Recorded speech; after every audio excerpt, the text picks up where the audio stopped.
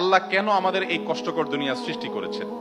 তিনি তো সব জানেন, আগে থেকেই জানতেন এই দুনিয়া কঠিন, আর অধিকাংশ মানুষ জাহান্নামে যাবে, অধিকাংশ তাকে বিশ্বাস করবে না, অধিকাংশ পাপ করবে। তা জেনেও আল্লাহ কেন বানাইলেন?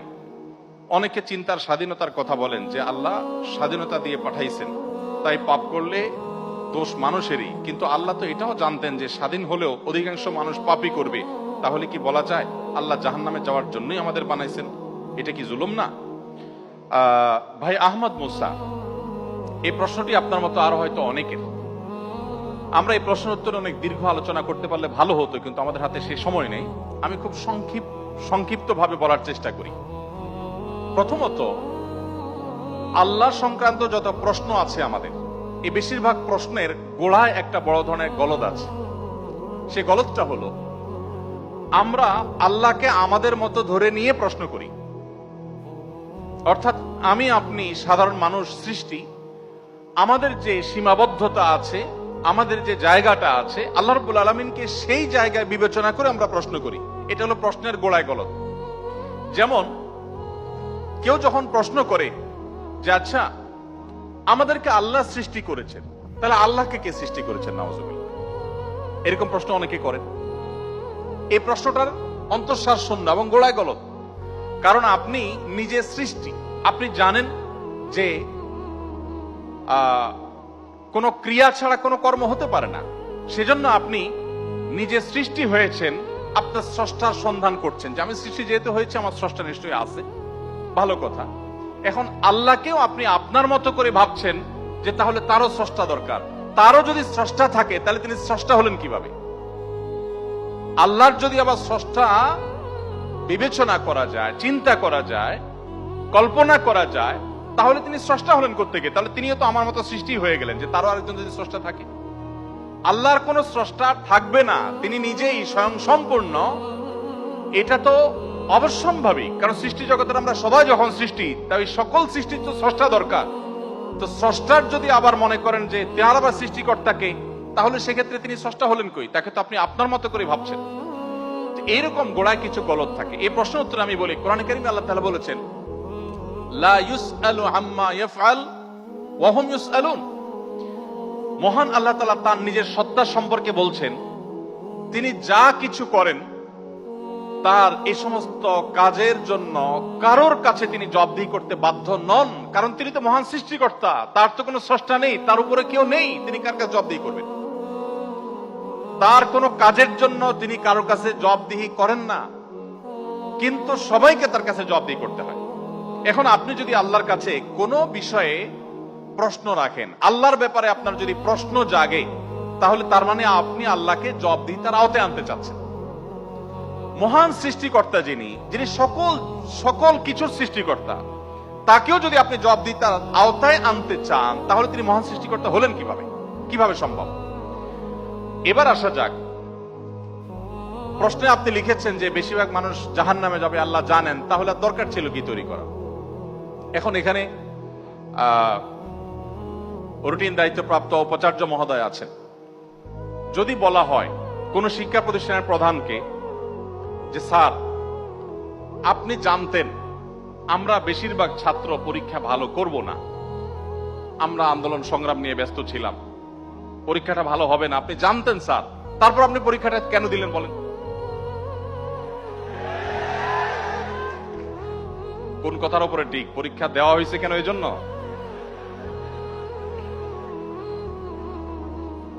এই প্রশ্নটা যদি করা হয় কোন শিক্ষা প্রতিষ্ঠানের প্রধানকে যে স্যার, বেশিরভাগ ছাত্র আমরা ভালো ছাত্র না, ভালো ছাত্র সবসময় কমই থাকে সংখ্যা, এটা আপনি জানেন স্যার, তারপর আপনি পরীক্ষাটা কেন নিলেন?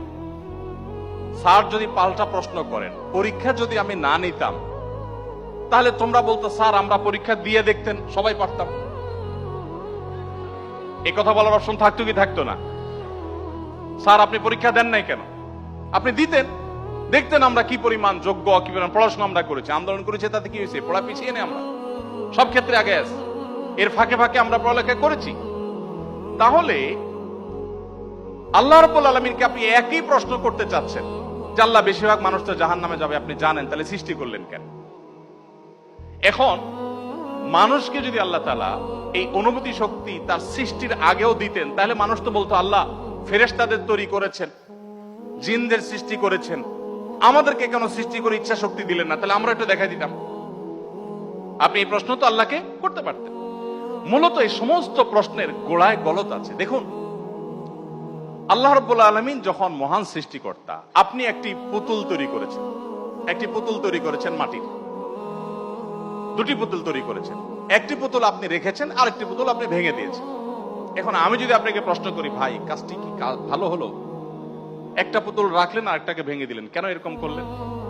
আমার এই প্রশ্ন করাটা আপনাকে যদি আমি জবাব দিই তার আওতায় আনি, যে আপনাকে বলতে হবে এটা ইলজিক্যাল কাজ, কেন করলেন? আপনাকে প্রশ্ন যদি আমি করি, এই প্রশ্ন করার কি অধিকার আসলে আমার থাকার কথা? আপনি পুতুলটা সৃষ্টি করেছেন মাটি থেকে, করে আপনার একটা ভালো লেগেছে রেখেছেন, আর একটা ভালো লাগেনি ভেঙে ফেলেছেন। পৃথিবীর কোন মানুষ আপনাকে জবাব দিয়ে তার আওতায় আনতে পারে? এই অধিকার আছে কারোর? থাকার কথা না। এটা একান্ত আপনার ব্যাপার। আল্লাহ রাব্বুল আলামিন যখন কিছু মানুষকে জান্নাতে দিবেন, কিছু মানুষকে জাহান্নামে দিবেন, জাহান্নামীদের সংখ্যা অনেক বেশি হবে, এই সংবাদ জানার পর আমার মধ্যে তো এই তাড়া কাজ করার কথা, যদি আমাকে জাহান্নামে যেতে হয় তাহলে আমার পরিণতি কি হবে? তাহলে আমি কিভাবে বাঁচতে পারি, কিভাবে রক্ষা পেতে পারি, কিভাবে আমি আল্লাহর কাছে আর্গুমেন্ট করতে পারি, কিভাবে প্রার্থনা করতে পারি, কিভাবে নিজেকে আমি সে শুদ্ধতার পথে রাখতে পারি? আমার তো সেই প্রচেষ্টা থাকবে। সেটা না করে আমি আল্লাহকে প্রশ্ন করছি, আল্লাহ কেন দিবেন জাহান্নামে, বলেন আগে। ব্যাপারটা কেমন হলো? আসলে আল্লাহ সম্পর্কে ধারণা না থাকার কারণে, বা আমাদের মতো করে আল্লাহকে ভাবনা চিন্তা করার কারণে, কল্পনা করার কারণে এই ধরনের প্রশ্ন আমাদের মনে আসে।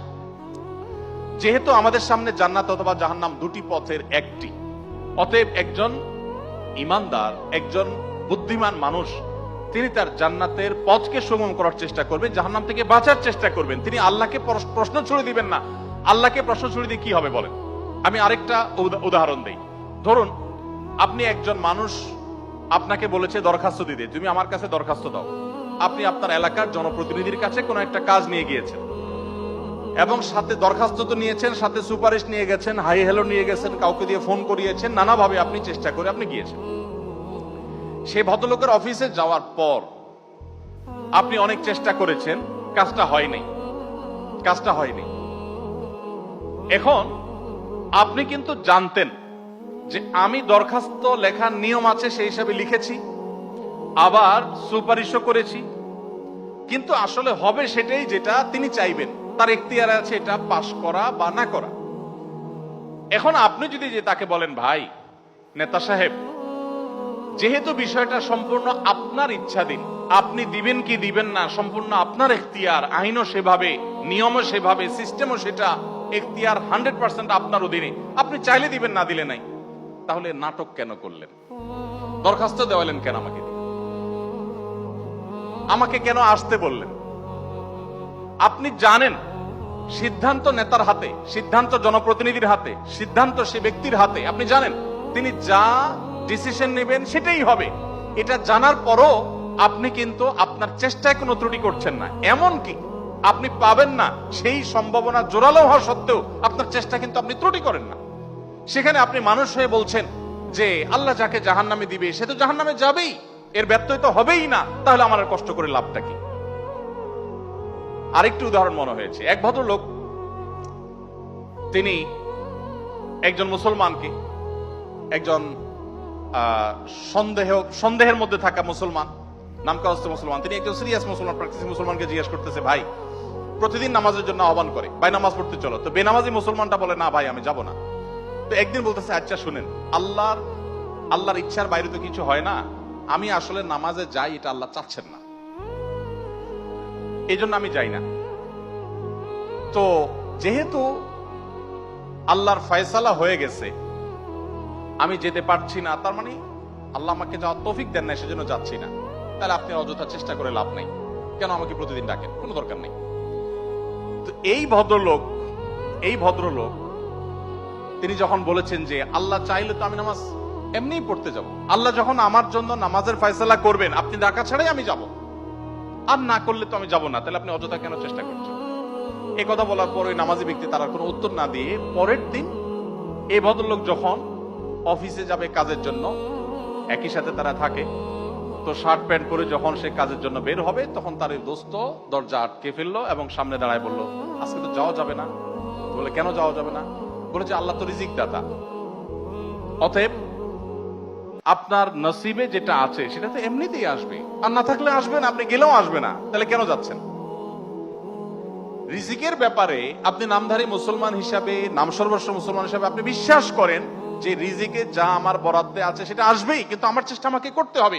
ওই যে ডিসিশন নেতার হাতে, কিন্তু আমাকে দরখাস্ত দিতে হবে, আমাকে অ্যাপ্রোচ করতে হবে, আমাকে চেষ্টা করতে হবে। আমার এই চেষ্টা করাটা হলো আমার দায়িত্ব। দিবেন কি দিবেন না 100% তার ইখতিয়ারে। আমি জানি তিনি না দিলে আমার চেষ্টা করেও কিছু হবে না, কিন্তু তাই বলে আমি চেষ্টা বন্ধ করব না। ঠিক একই ভাবে আমি জান্নাতের জন্য চেষ্টা করব, এটা আমার কর্তব্য, এটা আমার বাঁচা মরার লড়াই। আল্লাহ তাআলা আমাকে জান্নাতে দিবেন কি দিবেন না ডিসিশন তারটাই চূড়ান্ত, তাহলে আমার কাজ করে লাভ কি? এই প্রশ্ন একেবারেই অবান্তর, একেবারেই অযৌক্তিক, কারণ পার্থিব জীবনে অন্য কোনো ক্ষেত্রে আমরা এটাকে অ্যাপ্লাই